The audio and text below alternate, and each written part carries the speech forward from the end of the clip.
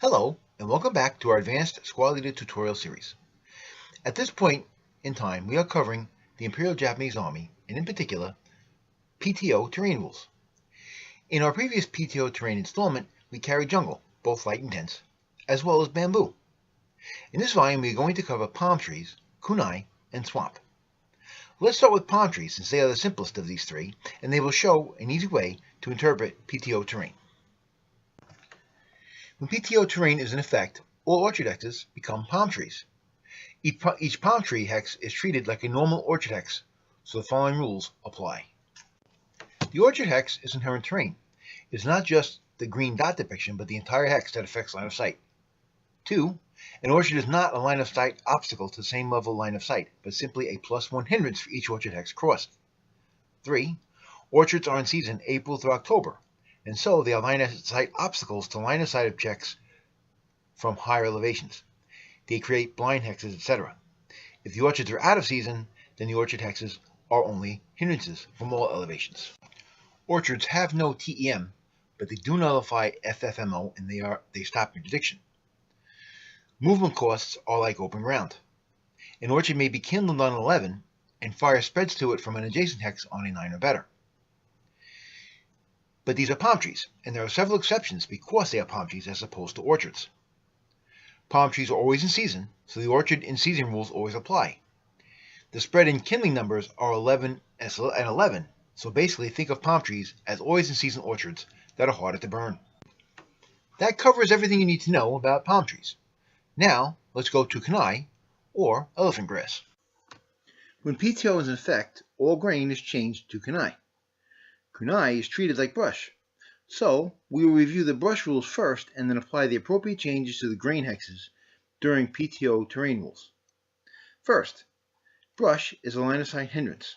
There is no TEM in a brush hex, but it does negate FFMO and interdiction. 2. Brush is a +1 hindrance to same level line of sight for every brush depiction crossed. 3. It costs 2 MF for infantry or cavalry to go through a brush hex, and the MB costs for various vehicles are exactly the same as brush. 4. Deep snow converts a brush hex to open ground. Brush kindles on a 9 and spreads on a 6. According to the kunai rules, the kindle and spread numbers are 8 and 9 respectively.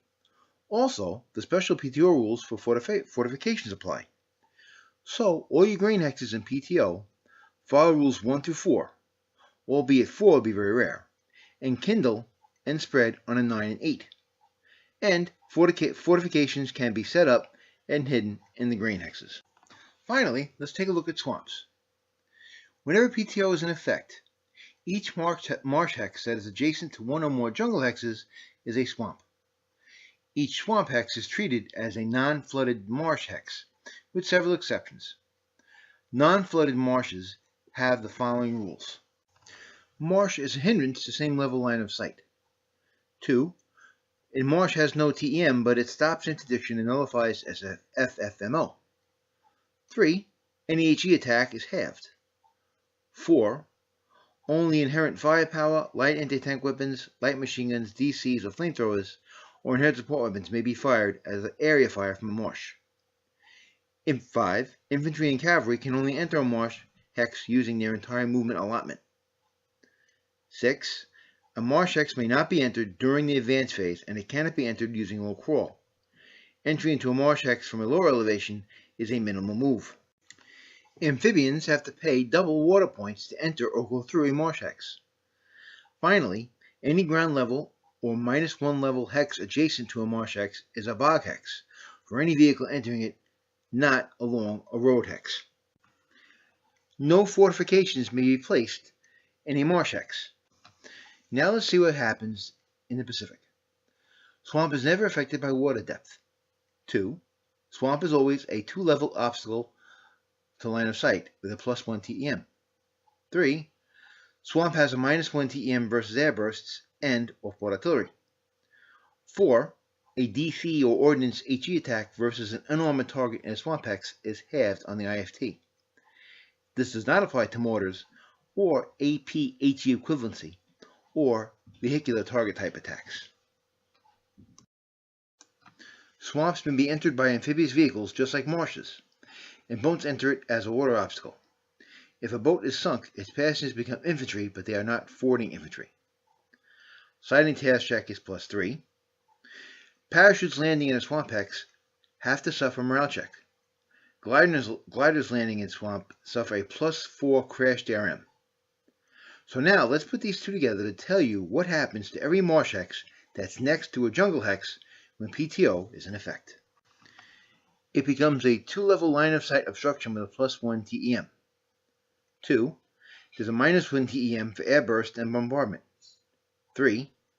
DC and non-mortar ordnance attacks are halved except AP-HE equivalency and vehicular target type attacks.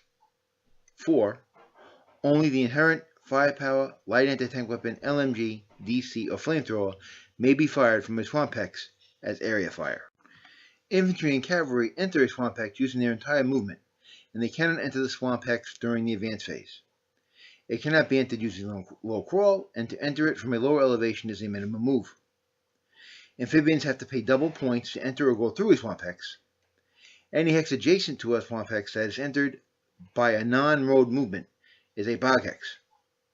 No fortifications may be placed in a swamp hex, and there's a +3 sighting task check and +4 glider crash DRM. That's swamp in the dense terrain of the South Pacific.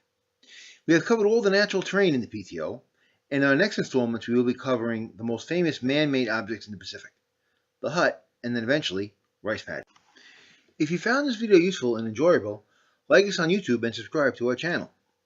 For the latest news in Advanced Squad Leader, visit our website at www.theadvancedSquadLeaderExperience.com. For news about all the other games we play, check out our website www.table-top-war-games.com. For our local friends, we are moving J&D Hobbies to 600 Broadway in Massapequa, New York. We're getting more room to play this and other great games. Like always, thanks for watching, and take care.